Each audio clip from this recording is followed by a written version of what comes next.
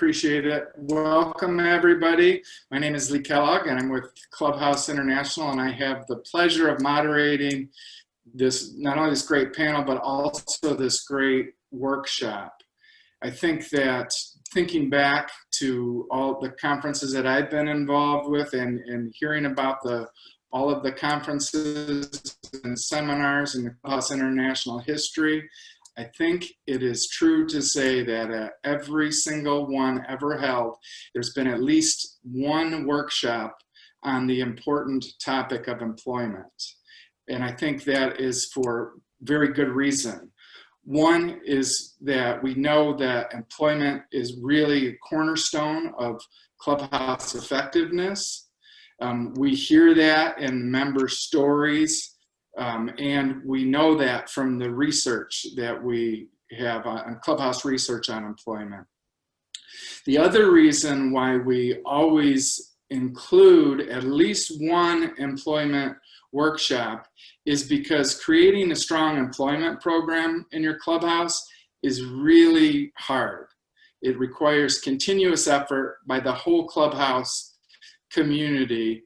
And training and refocus is really an important piece of maintaining employment so that members have access to wonderful jobs in the communities. So this is true even in times when we have a booming economy and low unemployment rates. It's difficult, but if you think about now in the pandemic when the unemployment rates have skyrocketed, we face a whole new set of challenges. So we're really excited to have the colleagues on our panel today who will share how their clubhouses have helped to keep the focus on employment during these very difficult times. So to introduce my panel, first from the Independence Center, which just to give you a scope and scale, many of you know Independence Center because they are one of our 12 training bases. They are the second largest clubhouse in the world. So we are excited to hear from Danielle and Joe from Independence Center on that. And then I would also like to introduce my colleagues from Genesis House, smaller in scale, but really impactful to the members in the community that they serve in Fowlerville, Michigan, and a place near and dear to my heart as I was involved with Genesis House for the first 17 years of my clubhouse career before I took the position at Clubhouse International.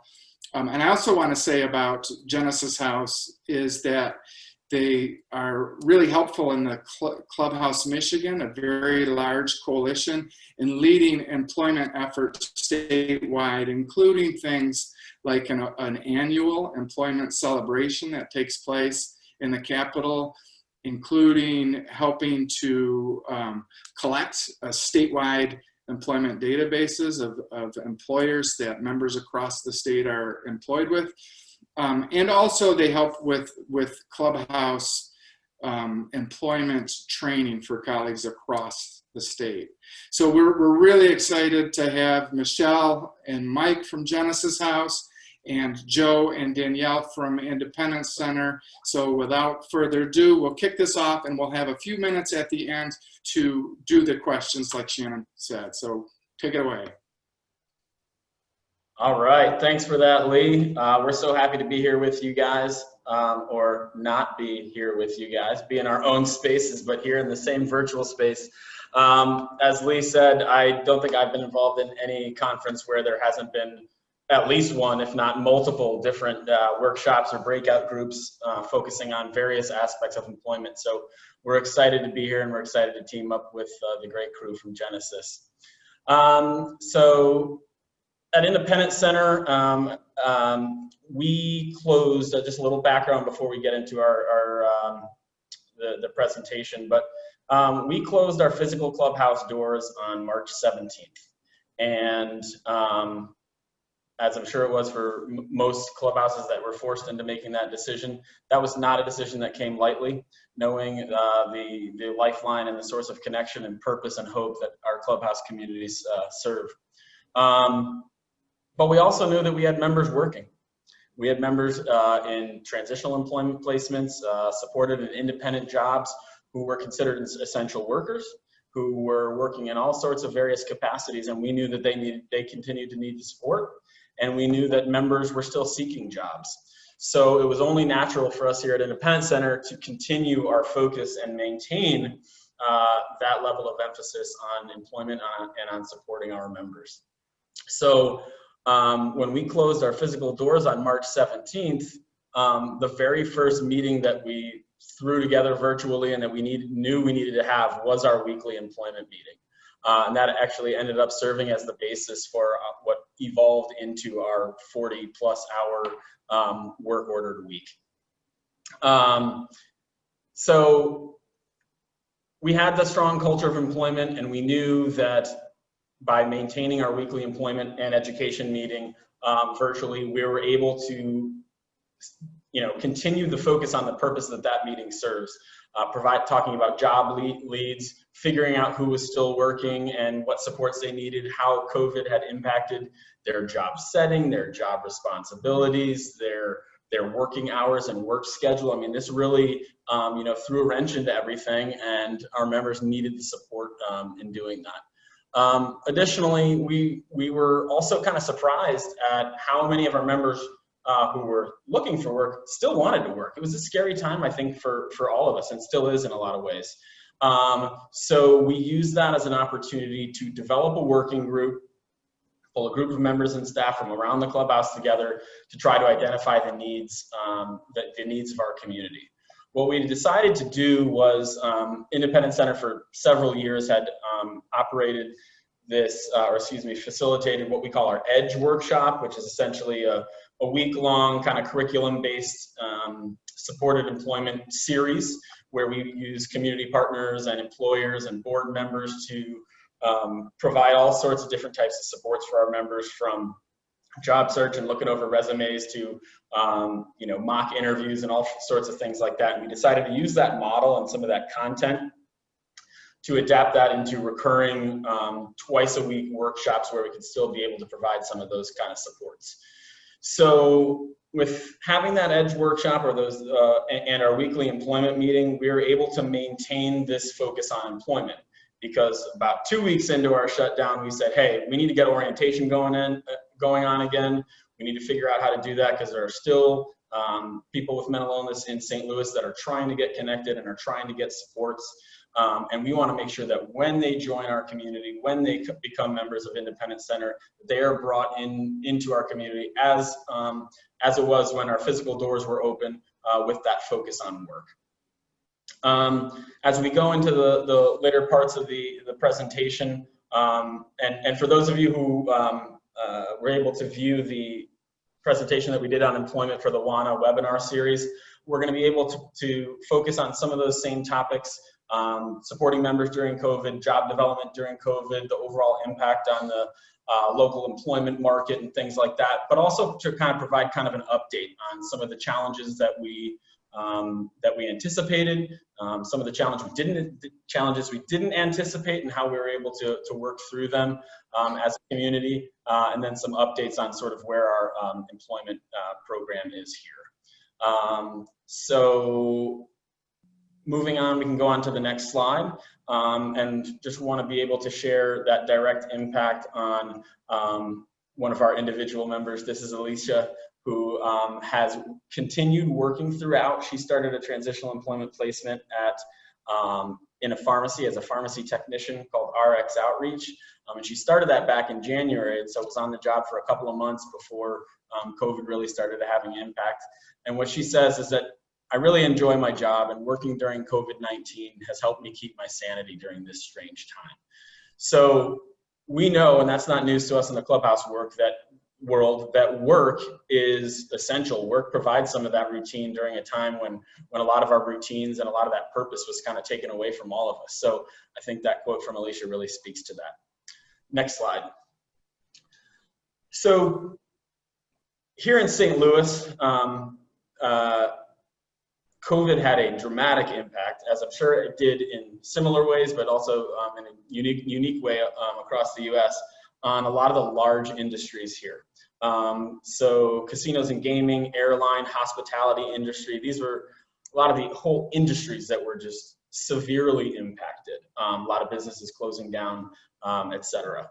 We learned also how that then impacted the employment partnerships that we had and a lot of the work opportunities that our members were a part of. It also provided several opportunities for growth or more opportunities than had been there in the past.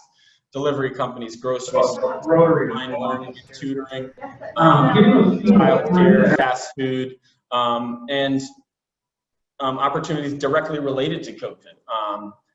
Personal protective equipment, a bunch of breweries around here that I like to imbibe in from time to time, shifted to making hand sanitizer.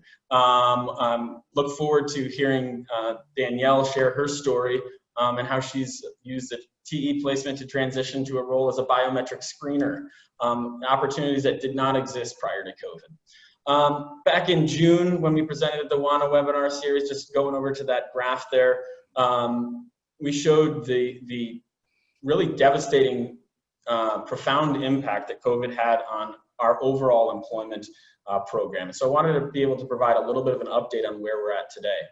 Over there on the left, Chase Park Plaza was our 2019 Employer of the Year. And we had 18 members that were working at the Chase pre-COVID. Eight of those were individual transitional employment positions, and then we had 10 people working there in supported or independent capacity. And the Chase, if you don't know, is a historic hotel, large hotel here in St. Louis. And pretty much overnight, because people weren't traveling and they didn't have the need there in terms of their guests, all of our members that were working there were furloughed. So we went from having 18 people working there to 0. We continue, and we'll talk about this more, we've maintained our connection with the various departmental managers there and the HR director and stuff, and we have a member who has returned an IE there as an engineer, and we're continuing to maintain that contact with them so that when they do open, we'll be able to pursue those job opportunities. Generally speaking, in terms of our TEs, before COVID, we had 45 unique TE placements. And then essentially overnight, and this is all about mid to late March, we were down to 7. We made it a point of ours at Independence Center to ensure that our placement managers and members maintain contact with those employers. And we're discussing reopening plans and COVID protocols and all those things. And we've been able now, we started back up 2 more positions last week and have about 10 more, a group placement on the horizon that'll get us up to 26 TE placements. So a little over half from where we were kind of pre-COVID. Same kinds of numbers in terms of our overall supported employment and independent employment programs, where we had a little over 120 members working permanent jobs back in late February, down to 40 in late March, and back up to 78, and we got people getting jobs left and right. So I think it's a testament to the resilience of our community, to the resilience of our members, and I'm glad to use that as a transition to hear from Danielle and have her share her employment journey with you all.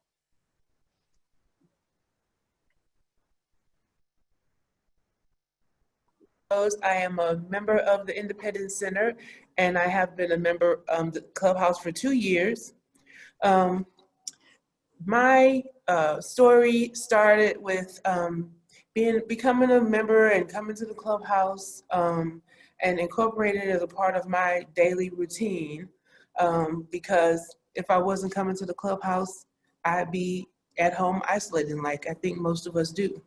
I participate in various areas in the work order day by helping out in the kitchen and writing articles for the newsletter and helping out in the flower shop. So coming to the Clubhouse every day was very important to me. I usually am at the Clubhouse about 5 to 6 days a week. So I'm pretty active around the Clubhouse. So when my plan coordinator came to me and approached me with an opportunity for a TE placement, I kind of had to, take a step back and think about it for a minute to find out, to think about whether I was up for the challenge. At first, I was apprehensive because I hadn't worked on a consistent basis in over 5 years, and I wasn't sure I'd be physically able to, maintain that. But the placement manager was very supportive. He walked me through the onboarding process, and he accompanied me my first few days on the site to kind of help me get acclimated and reassured me that the clubhouse would be here to support me in whatever way I needed, during this time. I started that placement in February, and then of course a few weeks later, the world changed, and coincidentally, the employer that I worked for called Equifax Workforce Solutions, we processed unemployment claims. So that meant that we were an essential, we're an essential company. So when when the shelter in place orders came in, we were still required to report to work every day. Unfortunately for me, I'm in a few high risk categories because of some of my physical health conditions. So, and I took public transportation to work every day. So I was kind of scared. I wanted to stay safe, but I wasn't sure what I would be able to do since I had just started this new TE placement. My placement manager here at the clubhouse and my manager at Equifax conferred, and they granted me the opportunity to stay at home for a few months. And the manager at Equifax even assured me that, my job would still be there and there was no rush, and I could come back to work whenever I felt comfortable. So that made me feel good that they appreciated me and the time, that I had been there. They had grown, to care about me a little. So I stayed at home for 3 months. During that time, everything went virtual, and the daily participation with the clubhouse online kind of kept me energized. Even though I was at home, I didn't feel isolated because I was able to log on to Zoom every day and still participate in the work order day and various meetings with the different committees that I participated in. I was part of the education committee, and that helped me kind of reevaluate some of my education goals and some long-term employment opportunities that I might be considering. And after about a few weeks, one of the benefits specialists reached out to me and asked me how I was doing financially during this time. And of course, I wasn't doing all that great because I wasn't going to work, but he helped me file an unemployment claim. And I was able to receive some unemployment benefits while I was at home. And then that helped me reach some of my other personal goals. So I was able to purchase a vehicle, which allowed me to be able to go back to work a lot sooner since I could drive myself and didn't have to put myself at risk riding the bus or the train every day. So I started back to work in July, and I've been, working every day since. And that helped me, that's helped me, feel a lot more comfortable in the situation during this time. I was also able to re-energize a previous job that I had working for LabCorp. And so now I'm also working as a biometric screener and doing COVID testing for LabCorp as well. Because, there's a high demand for it. A lot of companies are making it making it an option for their employees to be tested on site to be sure that their employees are safe coming to work every day. And so that's been a new experience for me as well. But I am very appreciative of the opportunity that I've gotten from the clubhouse to be able to participate in, with this TE placement. And it's helped give me a newfound perspective. A few weeks ago, I was able to take a class online to become a certified peer specialist. And so as of 2 days ago, I passed my exam and I am now certified to be a peer specialist for the state of Missouri.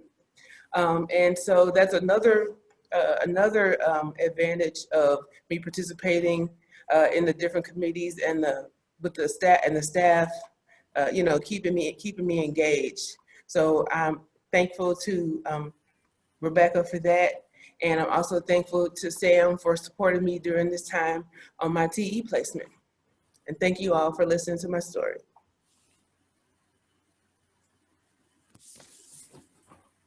All right. Well, thanks so much for sharing your story there, Danielle. Very inspiring, and congratulations on your exam as well. Nice work.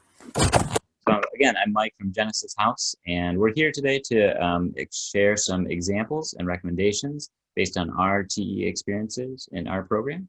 But first, Michelle is going to tell you a little bit more about Genesis House. Thanks, Mike. So Genesis House is located here in Fowlerville, in a little town about 45 minutes east of Lansing. And I've been a member as of June of this year. I've been a member for 11 years. And so before the COVID, we had an average daily attendance of about 25. And right now we have a membership, overall membership of about 75.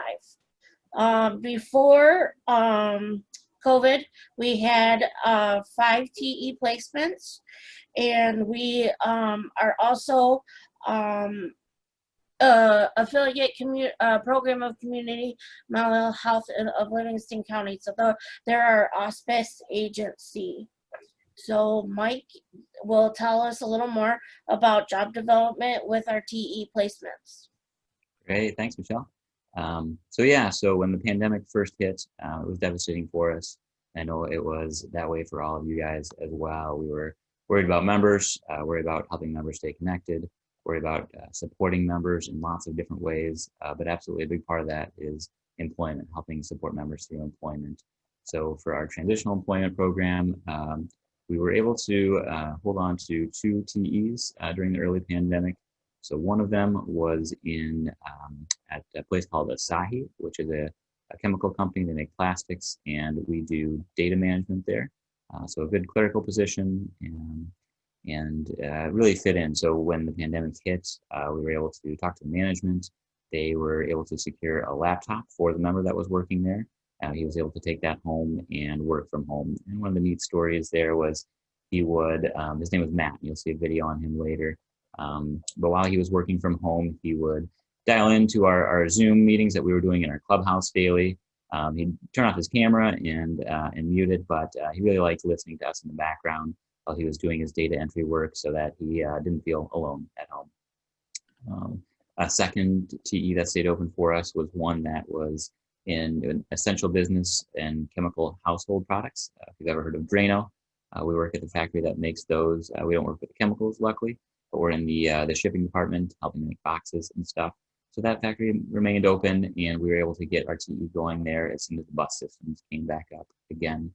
2 other highlights for us during that time, or during this time, include placements that are new placements. One at a gas station, one of the biggest ones in our community, and we got some really flexible hours there and doing stock work, stocking the shelves. And a second one that's going to start next week, working at the schools as a mail courier. So we're looking forward to those. Had a lot of challenges.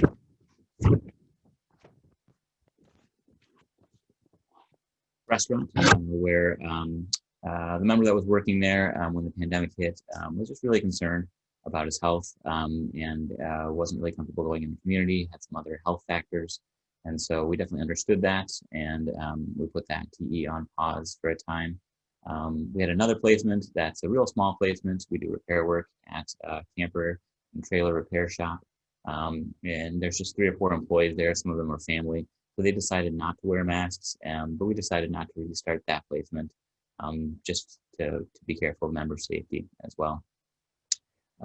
So there were those challenges among everything else going on for the pandemic. But next,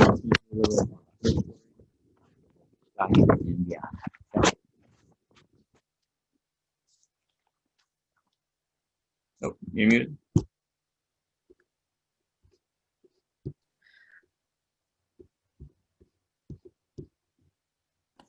Sorry, Michelle, you're just muted. All right. There you go. Are we good? Okay. Sorry about that, everyone. Just still not used to this. So I worked at Asahi Kasei starting in April of 2016 to April of 2017. And what my main duty there was to collect the SDS sheets and put them in a cloud base on Asahi's computers. We had to have both. We had to have both the printed copies and digital copies as well. So once the chemical didn't exist anymore, I would put it in an archive as well. So the next my next main job was IRA. So that's our reporting incident agency through OSHA. Any injury back in the factory, I would get an email, and I would have to make a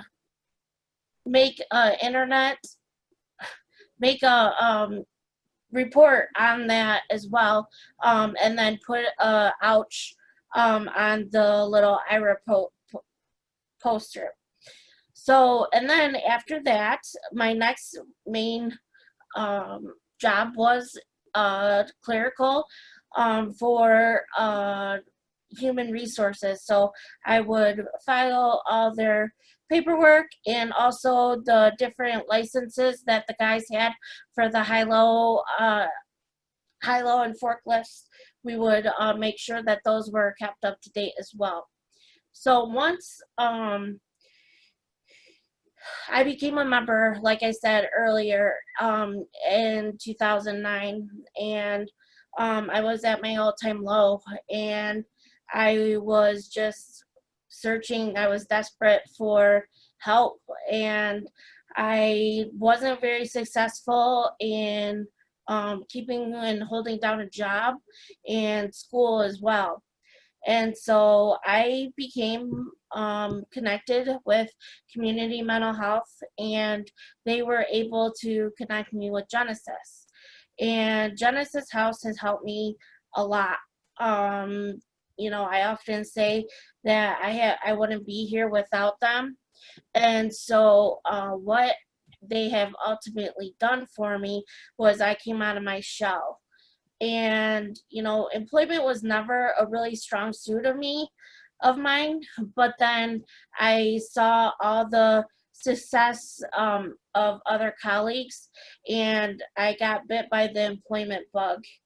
And so I started my first TE in 2011, and it was an Old Navy in Brighton. And so I had a really good boss. His mom was a special ed teacher, so I was able to come with him with any questions and stuff like that as well.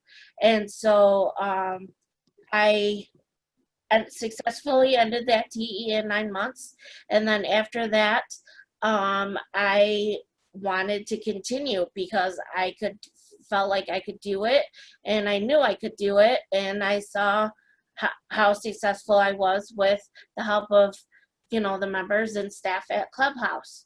So I got a job offer actually I got 2 job offers within 24 hours of each other, and I started at Holiday Inn Express in Howell. And so I was there for 2 years, and then I did some odd jobs, but then I really found my niche. I've always had a soft spot for the handicapped and for the young kids.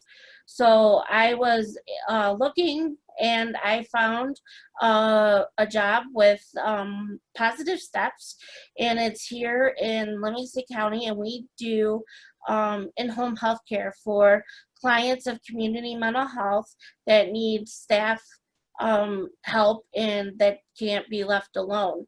So I've been there for 13 months now, and I really enjoy working there. And I was worked all through the pandemic because we are an essential worker, and so it can help me get out of the house. It helped me, be sane and still make money and be able to pay all my bills as well. So I continue to try to keep connected with Clubhouse and just continue to be successful in my own way. And so now we're going to turn over to Mike, and he's going to continue talking about Asahi. Gotcha. So yeah, that placement started in 2007. We had a training from Ralph Bilby from Clubhouse International. So Lee was the director at the time, and he did what's called a direct development training with Ralph. So Ralph came in, helped us learn how to do a pitch to employers, helped out with that specific one. And one of the things he really made important was to be sure to ask for a clerical placement right up front. So we were at a chemical place we could have worked in back in the factory, but we really wanted to work in the front office. And so they agreed to that, gave it a green light, and kind of went around to each department and asked, what's some routine work that you're doing that you could share with somebody else, and it could free you up to do other types of work. So we had a different task from each department that way. Worked out really nicely, and we've been there since. More than 20 members have worked there, so worked out really well. Our next thing, we were going to do a video, but I'm watching our time. It's getting a little bit tight. We want to make sure we have enough time for questions. So we can maybe hold the video towards the end, and depending on how many questions we have, we could watch that or not. Does that work for you, Lee and Shannon? Not a problem, Mike. Whatever you'd like. All right, sounds good. So with that, back to Joe. All right, so we should be on the slide about supporting working members during COVID. So I think that what COVID has shown us and kind of taught us, again, is that, our cornerstone for supporting all of our members and being able to achieve their goals is the same, but how we do it, how often we do it, the types of things we need to focus on has changed a little bit. So in terms of our members that continued working, the frequency of communication just had to happen much more often. Things were changing day to day. Are we working? Are we still working? Am I on the same shift? Who do I report to? They're having me take the screening now. I have to go and do, now the bus that I normally take is not operating. So we were talking to our folks, fielding calls at all different hours, helping people to sort of navigate how this pandemic had impacted their job, their ability to get to their job, and their, how they felt going to their job. So learning to be accessible, but also trying to create a scheduled time for communication and touching base. We continued supporting people face-to-face as needed. Sometimes we had to be creative with that. Hey, let's go for a walk around the block so we can stay at a distance and talk about your work, how it's going, what challenges are there, etc. As Danielle alluded to as well, encouraging that connection to the Clubhouse community is just essential. Oftentimes, specifically for people that are working full-time or longer hours, that's harder. In a lot of ways, our virtual programming has made that easier. People haven't had to physically access or get all the way into the Clubhouse to do that. They can hop in onto a meeting, from their car even sometimes, or not while driving, make sure you pull over, or from their house or whatever the case may be. But it's just been essential to be able to do that. We have fielded and we've learned to adapt that we needed to, because this has been such an, I think, anxiety-provoking time for everybody.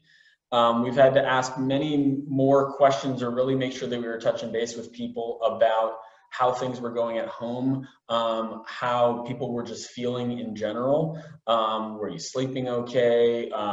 Were you able to make your other appointments that you need in order to be in a good place to go to work? Now all these appointments are virtually or over the phone. And so all those kinds of things, helping folks navigate that so they'd be in a good place to go to work. As well as reviewing with our employers and with our members to communicate the impact on their individual job. We had people who had their work schedules changes because they couldn't have as many employees on site, so they're staggering shifts. people that had to use additional supplies, people that were obviously masking up, gloving up, all that kind of stuff based on what their job role was. We've had people whose job roles were changed significantly or altogether just based on the new and sort of evolving needs of the employers. So supporting our members with doing that and sort of being that kind of conduit for communication. We've had to advocate with residential facilities maybe that were you know, in a shelter-in-place order and our members still needed to work, or how that might impact curfews or times people needed to be home with shift changes in shifts. Transportation has also been a big one. For a time there, we had public transportation bus lines that were cut out altogether or drastically reduced in terms of frequency with which they were operating. So helping people figure out, you know, that time management piece of, okay, I'm getting on the bus at this time now and I need to go here, or I'm going to go to all new route altogether. So what's at the core of this, we felt is relationships is the heart of everything that we do in the clubhouse. So making sure that while we're going to get into the details of how jobs have been impacted, making sure you can get to work and all those critically important things, that we're able to have the time to say, hey, this is hard. This is just, all of this stuff is just an additional level of concern and anxiousness and sort of uncertainty. So making sure that our staff and members alike, we're validating those understandable concerns that we're helping people navigate. Next slide. So it's also impacted job development, right? And so that's looked different, opportunities have been changed and continually evolving. And so lessons that we've learned have evolved over time and have been impacted both individual support in terms of job development and developing or redeveloping our TE placements. So in terms of individual support, we found that, again, as Danielle mentioned, is for a lot of our folks, it turned out to be a time to sort of rethink short-term and long-term goals. What I mean by that is that there are many people who are actively job developing and looking for a career as a welder or whatever, and boom, COVID hits and now I'm at home and, you know, I don't feel safe going on because, you know, I have COPD or I have asthma and I may be, you know, immunocompromised. Hey, maybe now's the time that I use that to focus on my education, focus on attaining another specific skill that may impact my career path or career trajectory down the line. For almost everybody that was in the midst of a job search, we needed to review all of those sort of core factors or things that each of those individuals were prioritizing in terms of their job search. Transportation, hours of the shift, safety measures, all of these things, where it's located geographically, all of those things we needed to review because everything had changed. Someone who may have been looking for, you know, a production type of a job, working side by side with people, may not feel comfortable at that at all anymore. So revisiting those factors for each individual. And we use that extra time to reconnect and, you know, fall back on our clubhouse principles of connecting with other members, with other staff, to tweak resumes, provide time for additional interview preparation, using some of these new technological resources or skills that we've built by using Zoom and muting and unmuting and all this kind of stuff to add to our resumes and to impact our job search. As far as redeveloping, oh, and one thing I want to hint out later, maybe we'll get a chance to talk about this in Q&A, but you know, we talk about accessing clubhouse supports virtually. We talk about being able to connect with members and staff in our communities. And one thing certainly for us in St. Louis that became apparent is the digital divide, the lack of access that many of our members had to be able to participate in virtual clubhouse programming. So cell phones, computers, internet access, and that's something that has influenced us as a community in terms of working with working with our development team and getting members involved in grant writing and seeking funds to be able to get as many of our members those resources they need to be able to connect to those supports in general, and certainly supports in terms of employment. A little aside there. Getting back to our redeveloping our TE placements, one thing that was key is that even though we lost many of them, as you saw on that slide, kind of overnight, we maintained that communication throughout. I would say probably every other week we were having members or placement managers talking to the direct supervisors or whoever our contacts were at that employer, see how they were doing. We had some employers that were closing down altogether, some that were operating differently, some that were working specifically from home, but keeping that communication available. What that allowed us to do then was to continue to discuss possible changes in the work environment, changes in our employers' needs, timing and shifts. And then as we started to kind of explore a return to those partnerships, making sure that we were reviewing their COVID protocols to ensure that it was aligned with those that we had, to make sure that both obviously members that were working that position and our placement managers felt safe doing so.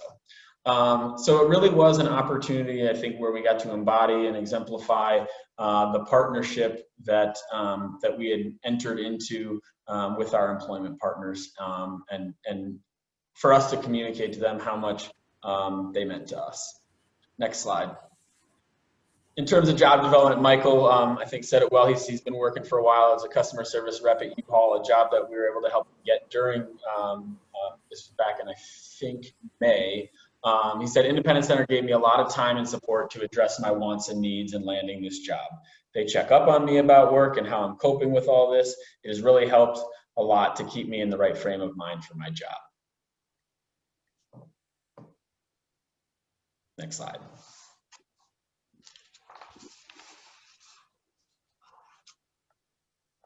All right, so yeah, I just wanted to touch on a few other things, some more job development tips, stuff that's has been true for a long time and remains true in our current situation. But we really encourage clubhouses to approach the very best employers in town. So the biggest and brightest, the places that members really want to work at, those really do make the best TE, the best businesses to approach for a potential TE position. You may not know what their entry-level positions are, if they even have any, but at the same time, you want to approach them and kind of have the boldness to ask for them to create one for you, and really make it off. We also encourage you to kind of start at the highest levels of management. So CEO, company president, owner, whoever it may be, that there's a few reasons for doing that. For one, it can be typical to kind of start in the middle, HR maybe, but once you kind of do the pitch to that person, really they have to advocate upward to try to make your program happen. And they may not understand transitional employment as well as you do. They may not really have the ability to advocate the way that we would want to. And really those folks at the upper levels of management, ideally, they really are the most emotionally intelligent people. They can really understand what our program is, what we're trying to accomplish, and they'll be really great partners to work with as we move forward in developing it and implementing it. Another thing we really encourage is having a really strong advisory board or board of directors, having it be as big as possible and having it be full of people who are really well connected in your community. And that will help you kind of make those contacts so that you can get in touch with hopefully those presidents, those CEOs, those owners, having be kind of a warm contact instead of a cold call. But don't knock cold calls. Those work too, but continue to grow your board. And then doing as much networking as possible too. Both of our new TEs were gained due to people we knew. One was through a staff, another through a member. So staying out in the community and really keep building your connections in the community and keep sharing with them everything that's beautiful about your clubhouse. Next slide.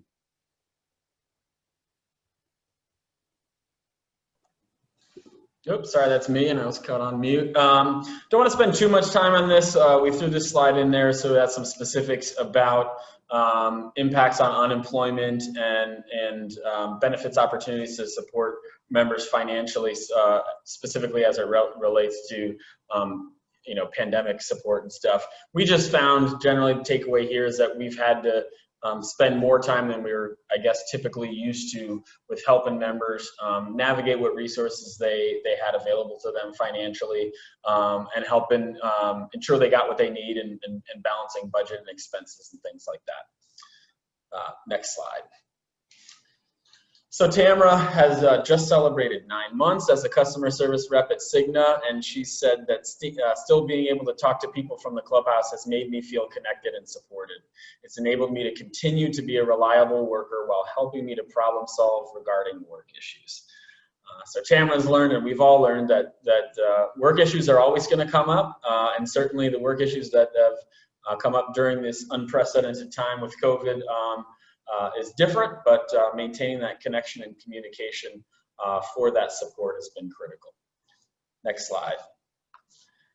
And so looking forward, a number of things that we've started to consider and ask questions about and think about that I'm sure you all have got to as well. First bullet point there being that, our clubhouse standards talk about TE placements drawing from a wide variety of job opportunities. In losing 18 positions overnight at the Chase Park Plaza Hotel, it caused us to think of not just job type, but making sure that we have a diversity of industry. We lost 18 jobs in the blink of an eye that were in the hospitality industry. So we're just thinking about our evolution there and where we're drawing from. How should an evolving job market impact our work order day?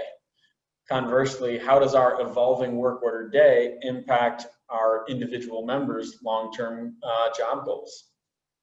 It's influenced our clubhouse in terms of pursuing technology grants and resources, partnerships. T-Mobile and Sprint has helped us out a bunch to make sure that our members truly do have equal access to clubhouse supports.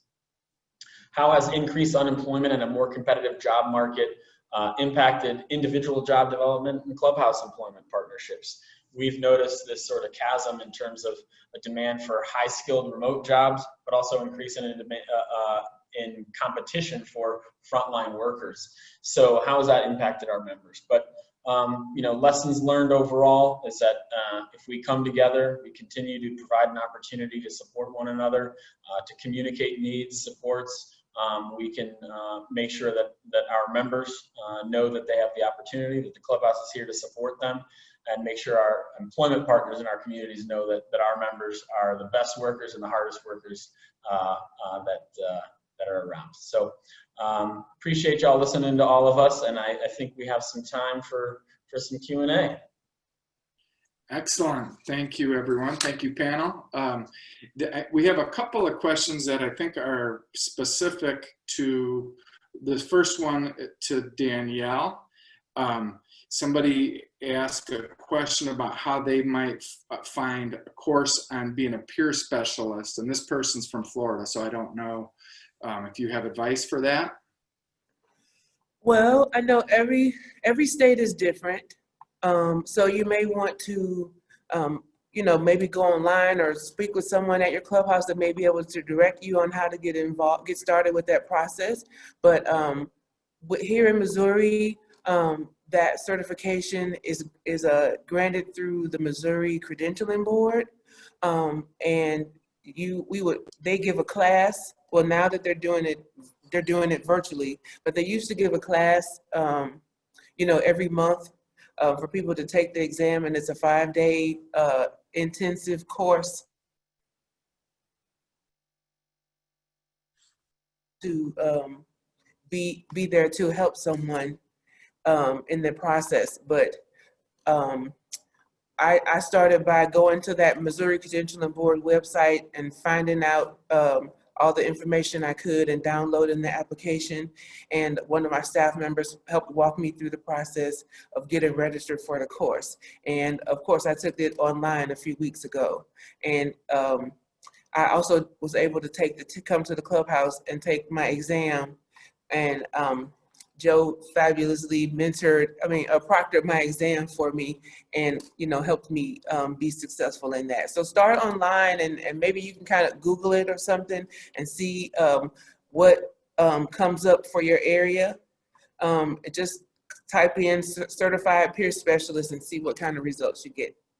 Thank you, Danielle. And just to remind all of our attendees here today that on the conference platform, you can see our presenters and reach out and email them, and all of the collateral, like the PowerPoint, including the embedded video that we didn't have time to show, can be found in this workshop session. There's a little paper clip, and you can download that for up to a year. So, so reach out to our knowledgeable panelists and use the resources that they've generously shared.